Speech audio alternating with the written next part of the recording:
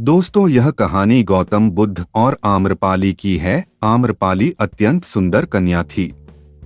वैशाली के वृज्यसंघ इतिहास के प्रसिद्ध राजनृत्यांगना थी। उसका नाम अम्बपाली और अम्बपालिका भी है। और कहते हैं जो भी उसे एक बार देख लेता तो उस पर मोहित हो जाता था।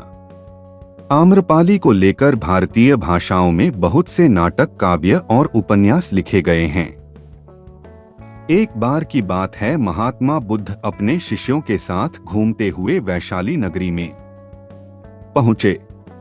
वैशाली को उस समय 16 महाजनपदों में एक महत्वपूर्ण जनपद माना जाता था, जिसकी ख्याति दूर दूर तक फैली हुई थी। यह नगरी परम वैभवशाली और हर तरफ से संपन्न थी। महात्मा बुद्ध के आने की बात पूरे नगर में फैलते देर न लगी। जिसे जब पता चलता वह तभी उनसे मिलने पहुंच जाता और उनके उपदेश सुनकर खुद को भाग्यशाली समझता। बुद्ध का चरित्र ही ऐसा प्रभावशाली था कि उनसे प्रभावित हुए बिना कोई नहीं रह सका। उस नगर की गणिका और राजनर्तकी आम्रपाली भी बुद्ध से मिलने की इच्छुक थी। वह खुद महात्मा बुद्ध के पास चलकर आई और उन्हें अपने घर भोजन के लिए आमंत्रित किया। उसने इतने सरल और प्रेम भाव से बुद्ध से विनती की कि बुद्ध मना नहीं कर सके। जब यह बात उनके शिष्यों को पता चला कि महात्मा बुद्ध ने एक गणिका का आमंत्रण स्वीकार किया है, तो सबने इसका विरोध किया और उस गणिका के घर जाने से मना कर दिया। तब महात्मा बुद्ध ने बड़ी सरलता से अपने शिष्यों को समझाया और कहा, मैंने तो उसकी प्रेम और भावना देखी। उसने जिस भावना से मुझे बुलाया है वह बिल्कुल पवित्र और निश्चल था। वह आज मुझसे मिलने एक गणिका बनकर नहीं बल्कि एक भक्ति और भाव से मिलने आई थी। फिर भला मैं कैसे उसका आमंत्रण स्वीकार न करता, वह चाहे एक वेश्या हो या फिर कोई सन्यासी। यथा समय गौतम बुद्ध अपने शिष्यों के साथ आम्रपाली के घर भोजन के लिए गए।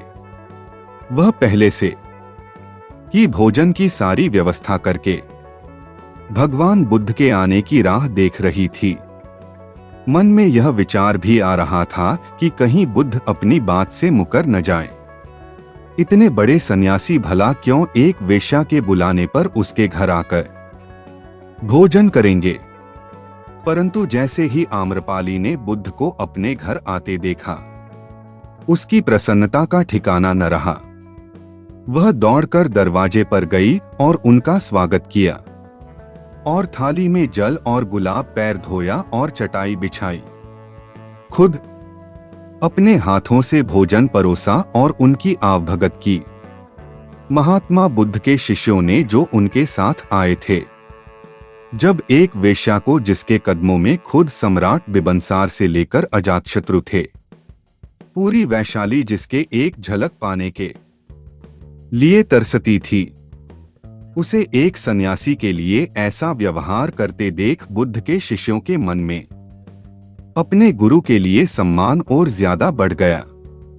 आम्रपाली ने महात्मा बुद्ध के व्यक्तित्व के बारे में जैसा सुना था, उनसे मिलने के बाद वह उससे ज्यादा प्रभावित हुई और उसी समय वह बुद्ध की शरण में चली गई। अपनी सारी संपत्ति वह बौद्ध मठ के नाम करके आजीवन भिक्षुणी बन गई और बुद्ध शरण में रहकर खुशी खुशी अपना जीवन बिताने लगी। दोस्तों, इस कहानी से हमें क्या सीख मिलती है और कैसी लगी कहानी कमेंट में जरूर बताएं। और से ही कहानी सुनने के लिए हमारे चैनल को सब्सक्राइब कीजिए। धन्यवाद।